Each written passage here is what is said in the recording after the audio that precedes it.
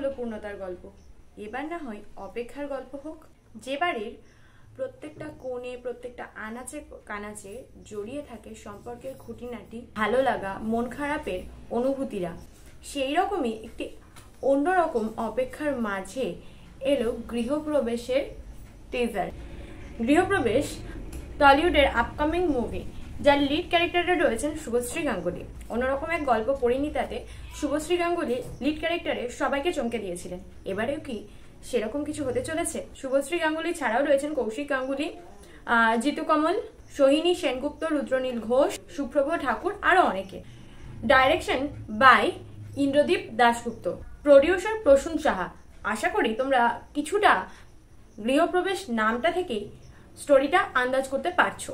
Main lead শুভশ্রীর ক্যারেক্টারটা নতুন বিয়ে হয়েছে, স্বামীর হাত ধরে তার শ্বশুরবাড়িতে গৃহপ্রবেশ, কিন্তু বিয়ের পরপরই তার স্বামী তাকে শ্বশুরবাড়িতে রেখে কিছু না জানিয়ে নিরুদ্দেশ হয়ে যায়।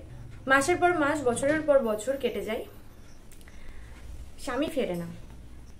তবুও স্ত্রী স্বামীর অপেক্ষা করছে।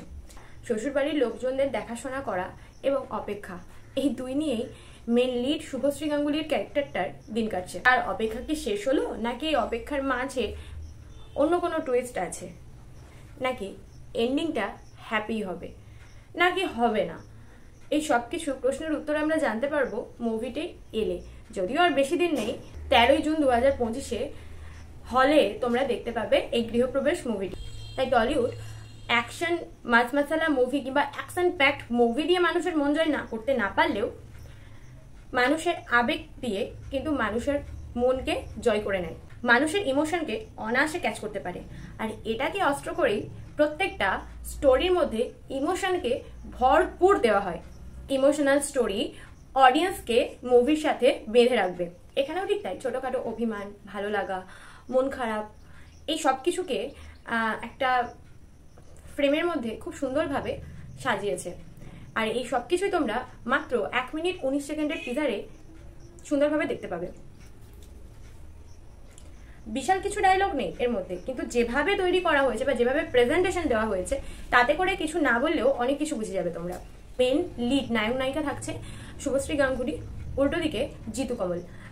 যদিও জিতু কমলকে এখানে কোনো রকম ভাবে ফেস রিভিল করা হয়নি বা সামনে আনা হয়নি, হয়তো বা পরের স্টেজে মানে ট্রেলারে সেটা আমরা দেখতে চলেছি। সিনেমাটোগ্রাফি, ডায়লগ, অ্যাক্টিং সবকিছুই যেন ডিপ ইমোশনকে একটা পারফেক্ট জায়গা দিয়েছে। আর টিজারের শেষে যে সাইয়া বিনা এই গানটা যেন এই অপেক্ষা ওয়ার্ডটার আলাদা একটা ভ্যালু বাড়িয়ে দিয়েছে। এটা আমার জাস্ট দারুণ রয়েছে। ফুল সং শোনার অপেক্ষায় রইলাম।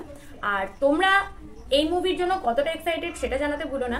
কোন ধরনের মুভি দেখতে পছন্দ করো চলো এটা একটু কমেন্ট সেকশনে আমাকে জানাও।